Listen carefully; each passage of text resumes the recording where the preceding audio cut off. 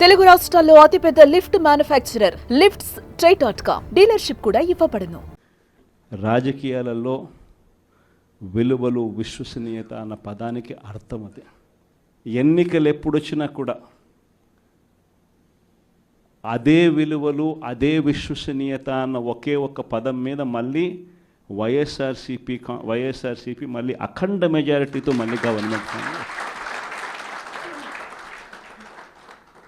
కానీ ఈసారి ఫామ్ చేసినప్పుడు మాత్రం ప్రజలకు చంద్రబాబు నాయుడు నైజం పూర్తిగా అర్థమైపోతుంది. కాబట్టి మనల్ని మళ్ళీ 30 ఏళ్ళు అక్కడే కూర్చోబెట్టే విధంగా కూడా ప్రజలు ఖచ్చితంగా అడుగులు వేస్తారన్న నమ్మకం నాకుంది. ఎందుకంటే ఈరోజు ఒకవైపున ఇచ్చిన హామీలన్నీ కూడా పక్కకి వెళ్ళిపోవడం అన్నది ఒక ఆస్పెక్ట్ అయితే, రెండో ఆస్పెక్ట్ ఏమిటి అని అంటే ప్రతి వ్యవస్థ నిర్వీర్యం అయిపోయింది.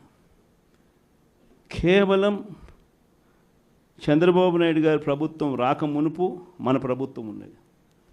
మళ్ళీ మన ప్రభుత్వంలో ఎలా ప్రతిదీ కూడా ఎలా పగడ్బందీగా ఎలా జరిగింది, చంద్రబాబు నాయుడు ఎందుకు చేయలేకపోతున్నాడు, ఈ చర్చ ప్రతి ఇంట్లోనూ కూడా జరుగుతూ ఉంది.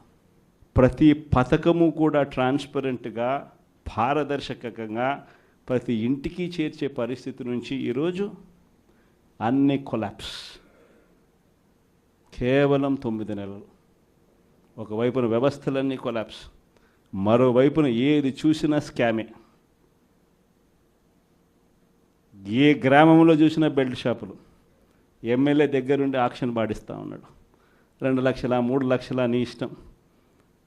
ఆ 2 లక్షలు కట్టడానికి పోలీసులు సపోర్ట్ చేస్తారు, దగ్గరుండి మద్యం అమ్మేట్టుగా. ఎంఆర్పి రేటుకు వాళ్ళు కొనుక్కుంటారు, ఎంఆర్పి రేటు ప్లస్ ఇలా ప్రాఫిట్ చేసుకొని వాళ్ళు అమ్ముతారు. ఏ గ్రామంలో చూసినా కూడా ఏ బంకులో కూడా ఈరోజు మద్యమే కనిపిస్తూ ఉంది. మొట్టమొదటిసారిగా గవర్నమెంట్ నడుపుతా ఉన్న మద్యం షాపులను తీసేసి ప్రైవేట్ వాళ్ళని తీసుకొచ్చేసినారు. ఇసుక ఎక్కడ పడితే అక్కడ డబల్ ద రేటుకి అమ్ముతూ ఉన్నారు. ప్రతి నియోజకవర్గంలోని ప్యాకాట క్లబ్బులు ఎక్కడ పడితే అక్కడ కనిపిస్తూ ఉన్నాయి. ప్రతి నియోజకవర్గంలో ఏ పని జరగాలన్నా కూడా, ఫ్యాక్టరీ నడపాలన్నా, ఆ నియోజకవర్గంలో మైన్ ఒకవేళ చేస్తూ ఉంటే చేసుకోవాలన్నా, ఏదైనా కూడా నాకింత నీకింత అని ఎమ్మెల్యే దగ్గర నుంచి మొదలైతే చంద్రబాబు నాయుడు దాకా పంచుకోవడాలి. ఇవన్నీ కూడా ఏ స్థాయిలో జరుగుతూ ఉన్నాయనంటే, నిజంగా ఈరోజు వైఎస్ఆర్సీపీ పార్టీ కానీ వైఎస్ఆర్సీపీ ఎమ్మెల్యేలు కానీ ఈరోజు నిజంగా చాలా మంచోళ్ళ కింద కనిపిస్తూ ఉన్నారు. ప్రజలకు ఆ స్థాయిలో కేవలం 9 నెలల కాలంలోనే ఇంత దారుణంగా పడిపోయినాయి. ఇవన్నీ కూడా ఎందుకు నేను చెప్తా ఉన్నాను అని అంటే, ఈరోజు కష్టాలు అనేటివి వస్తాయి. ప్రతిపక్షంలో ఉన్నప్పుడు, రాజకీయాలలో మరీ ముఖ్యంగా ఉన్నప్పుడు ప్రతి ఒక్కరూ కూడా ఒక్కటే గుర్తుపెట్టుకోవాలి, కష్టం రానిదే సుఖం రాదు. ప్రతి మనిషి జీవితంలో కూడా కష్టాలు సుఖాలు అనేది పార్ట్ అండ్ పార్సల్. ప్రతిపక్షంలో ఉన్నప్పుడు మన కష్టాలు కనిపిస్తాయి, కానీ ఆ ప్రతిపక్షంలో ఉన్నప్పుడు ఆ కష్టాలలో వచ్చినప్పుడు మనం ఆ కష్టాలను ఎలా ఎదుర్కొంటాం అన్నది మనల్ని లీడర్లు చేస్తాయి. కష్టం వచ్చినప్పుడు మన క్యారెక్టర్ను మనం అమ్మేసుకుంటే, మన వ్యక్తిత్వాన్ని మనం అమ్మేసుకుంటే, ఒక్కసారి బాటిల్లో ఉన్న నీళ్ళు బాటిల్లో ఉంటే బాటిల్లో నీళ్ళు తాగుతాం. బాటిల్లో ఉన్న నీళ్ళు ఒక్కసారి ఇలా పడేసినామనంటే భూమిలోకి పడిపోతాయి, మళ్ళీ ఏరుకోలేం. క్యారెక్టర్ కూడా అలాంటిదే. ఒక్కసారి విడిచిపెట్టేసినాము అని అంటే మళ్ళీ దాన్ని ఏరుకోలేం. ప్రజల్లో చులకనవుతాం, ప్రజల్లో పలచనవుతాం. ఇది ప్రతి ఒక్కరూ కూడా గుర్తుపెట్టుకోండి. కష్టాలు అన్నటివి ఎల్లకాలం ఉండవు. ఎవరికి ఏ కష్టం వచ్చినా కూడా నా కథ గుర్తు తెచ్చుకోండి. 16 నెలలు నన్ను జైల్లో పెట్టినారు. నా మీద కేసులు వేసింది కూడా మళ్ళీ ఎవరో కాదు, అటు కాంగ్రెస్ ఇటు తెలుగుదేశమే. నా పిటిషన్లో ఎవరు పిటిషనర్స్ అంటే అటు కాంగ్రెస్ ఎమ్మెల్యేలు, ఇటు తెలుగుదేశం పార్టీకి సంబంధించిన నాయకులు.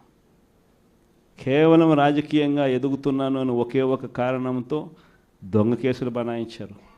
16 నెలలు జైల్లో పెట్టారు. కానీ ఏమైంది? బయటికి రాలా? ముఖ్యమంత్రి కాలా?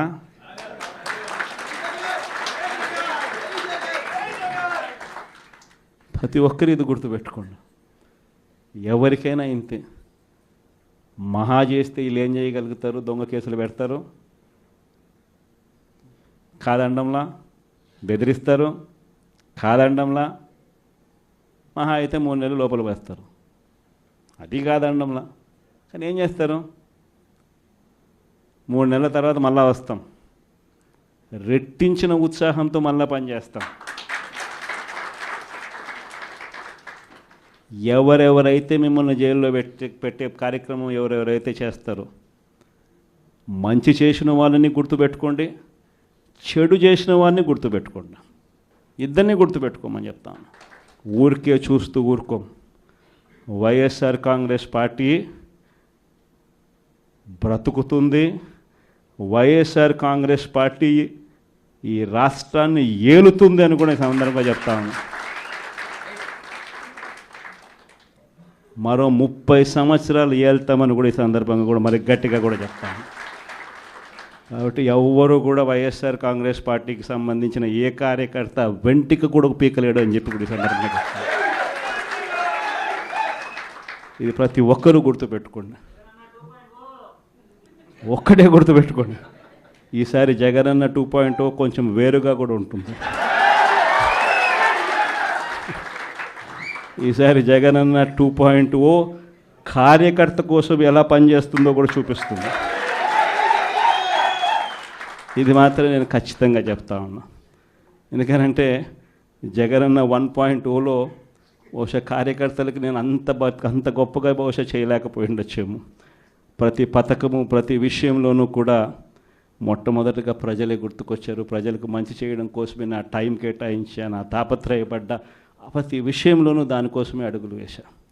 కానీ జగనన్న 2.0కి వచ్చేసరికి మాత్రం చంద్రబాబు నాయుడు కార్యకర్తలకు పెడతా ఉన్న ఇబ్బందులు చూసా, కార్యకర్తలు పడతా ఉన్న అవస్థలు చూసా, కార్యకర్తలు పడతా ఉన్న బాధను గమనించా. వీళ్ళ కోసం గట్టిగా మీ జగనన్న ఉంటాడని సందర్భంగా గట్టిగా చెప్తాను. సుమన్ టీవీలో మీ పర్సనల్ అండ్ బిజినెస్ ప్రమోషన్స్ కోసం కింది నెంబర్కి కాంటాక్ట్ చేయండి.